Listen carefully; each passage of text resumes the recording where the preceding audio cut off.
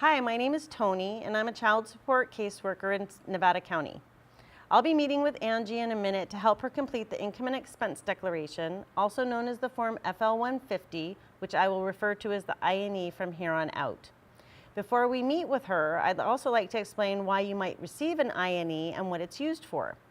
Child Support Services uses the I&E to determine the amount of child support that should be ordered.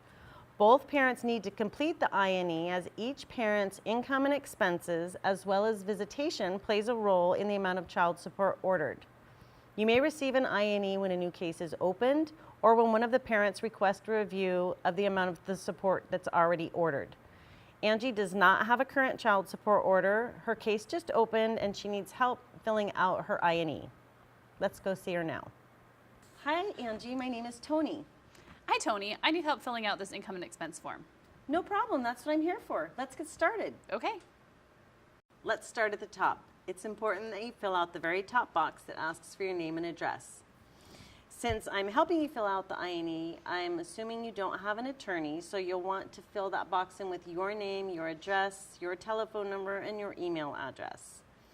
Then you'll want to list your most recent job, and if you're not working, your last job. Let's look at your check stub. It shows I worked 80 hours and earned $2,000, but I only bring home about $1,500 every 2 weeks.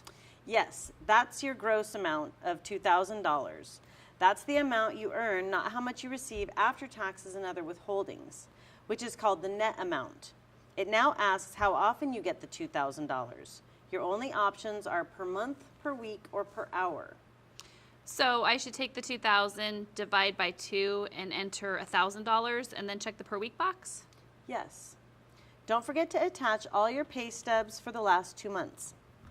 Make sure you black out your Social Security number, as the I&E and all the attachments may be filed with the court and become public record. Question 2 asks about your age and education. Be sure to completely fill out this section with your highest level of education and any professional licenses you may hold. Question 3 is all about taxes. Write down what your filing status and number of exemptions you will claim next year for this year's tax year. I remarried this year, and we have a daughter. My husband's 2 children from his previous relationship live with us. My ex-husband, Tim, and I split the exemptions for our children, Sally and Johnny. He claims Johnny, and I claim Sally, because he spends the majority of the time with Johnny, and I spend the majority of the time with Sally. So it sounds like last year you would have claimed head of household with 2 because Sally lived with you. That's right. But it sounds like this year you're going to be filing taxes with your new husband. Yes.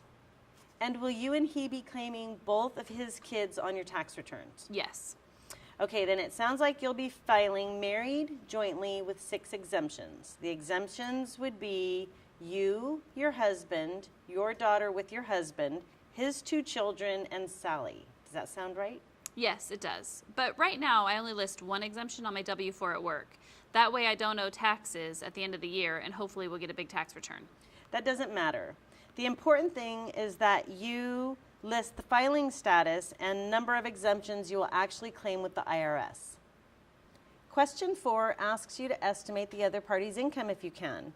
If you think you know what it is, write it down and explain how you know. If you don't know, just leave it blank and go ahead and date and sign the bottom of page 1. Questions 5 through 9 are all about your income. You'll notice at the top of page 2, the I&E asks you to provide your most recent 2 months of pay stubs. It also tells you to bring a copy of your most recently filed tax return to court. It's very important that you do both. Even if your tax filing from last year to this year has changed, the court requires you to still provide a copy of last year's tax returns to court. I just started working again 6 weeks ago after having my daughter, so I don't have 2 months of pay stubs. I only have 4 weeks of pay stubs. No problem. Just attach what you do have to the I&E. When you go to court for your hearing, you bring copies of your additional pay stubs to share with everyone at court. I would suggest bringing 4 copies. I thought we already listed my income on page 1. Why do I have to do it again here? As you can see, question 5 asks you to break down your income from your job into different categories. So you'll list your regular pay here. Then if you have any overtime or commissions, you'll list those. Oh, okay. Sometimes I do have overtime if I cover a shift. So just list the average overtime here. Then if you have any other income, you'll list it where appropriate. I work 40 hours per week plus a little overtime. Without my overtime included, my regular pay equals $1,000 per week. That means I earn $4,000 a month. Actually, you make a little more than $4,000 a month. I do? Yes, you make $1,000 a week, right? Yes. $1,000 a week times 52 weeks is $52,000 a year. Divide that by 12 months is $4,333 per month. Oh, it's better than I thought. Lots of people make this mistake, no worries. Since you're paid bi-weekly, that is 26 paychecks a year, and 2 months a year, you receive 3 checks in a month. Now, let's go through and answer the rest of the income questions. Do you have any investment income? No. Question number 7 is about income from self-employment. I do have an online Etsy business. I make a little extra money selling jewelry that I make. Do you report this income to the IRS as self-employment? Yes. Okay, let's go back to your income and enter this in the self-employment section. How much total did you make with your Etsy business last month? I didn't have any sales last month, but I did make about $2,400 last year, and I should make that same amount by the end of this year. Okay, that's an average of about $200 a month. So on line 7, list the name of your business, then list 0 for last month and $200 a month for average. If you bring your last year's tax return to court with a Schedule C, then you do not need to bring the last 2 years of profit and loss statements. However, the court may want you to bring a profit and loss statement for this year, so it has to have up-to-date information.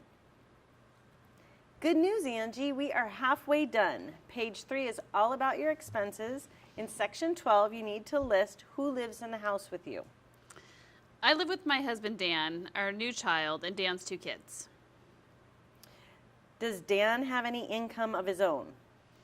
Yes, but he doesn't have anything to do with my children.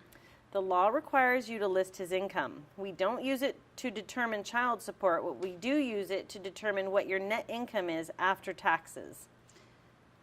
He receives $3,000 a month working as a teacher. Be sure to fill out all the other kids that live in your house, including John's kids and the daughter you just had. Okay. Now you'll fill out your expenses. Some of these expenses you should know pretty easily, like your monthly housing cost. Others you just do your best at an educated guess, such as your monthly utilities and groceries. If you have questions, let me know. Well, I need to know the interest and principal for my mortgage payment. Interest is tax deductible, and this gives us a more accurate picture of what your net income will be after taxes. That's why we need to know your property taxes too. Okay. I'm almost done, but what does it mean on item 13P, monthly payments listed in 14? That's asking you to include all installment payments and debts that you will list below in the next section. Skip down to number 14 and complete that. Now take that $100 payment you listed in number 14 and move it to section P. I had to guess on some of those questions. That's okay because you checked the box stating these are just estimates. You don't have an attorney, so you don't sign this section. People sometimes get confused and sign here, but it's just where attorneys fill out how much their client is paying them.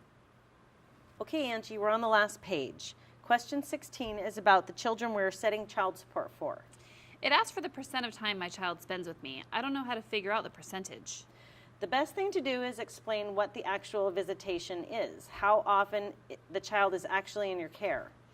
She spends every other weekend with me, and we split the holidays. I also get the kids for 2 weeks in the summer and 1 week during winter break. Okay, put those details on the I&E. How many holidays a year is that? About 6. Okay, write that information on item 16B. I have health care through my work and cover everyone on it. It costs me $150 to add Sue and Dan to my health insurance.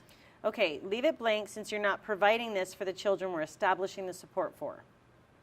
Do you have any additional costs associated with this child? Yeah, kids cost a lot of money. Yes, they do. However, if the expense doesn't fit under any of the categories, you need to leave it blank. Do you have any special hardships that you want to be considered by the court?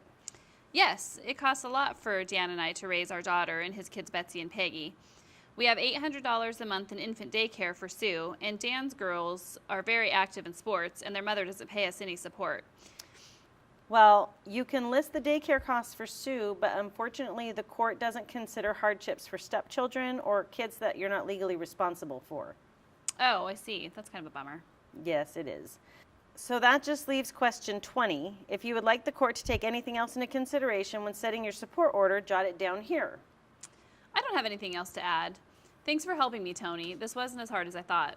No problem. I'm glad I could help. The whole process can seem overwhelming, but when you break it down step by step, it isn't that bad, and we're always here to help you and answer any questions you may have.